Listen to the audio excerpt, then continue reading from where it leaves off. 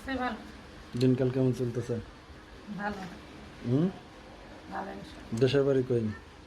যশোরে। যশোরে। প্রতিবেদনে কেন কষ্ট হইতে না।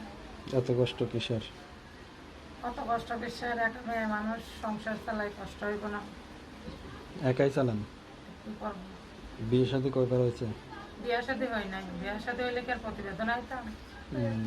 তো প্রতিবেদনে আসা কেন? প্রতিবেদন আইসে কষ্ট হয়ে পড়ে তো আইসে। সবাই বলে এটা ওইটা, কিন্তু সবার মন মানসিকতা তো এক না। আমি এই দিয়া দুই তিনটা আমার প্রতিবেদন আমার নাম্বার তো দিয়ে গেছে। এই জন্য আবার প্রতিবেদন আইসে সুন্দর একটা জীবন সঙ্গী পাইলে আজীবনের জীবন সঙ্গী করে রাখবে। নাম কি আপনার? প্রিয়া। পিয়া। পরিবারে কে কে আছে? পরিবারে মা আছে, ছোট একটা বোন আছে। দেশের বাড়ি কোথায়?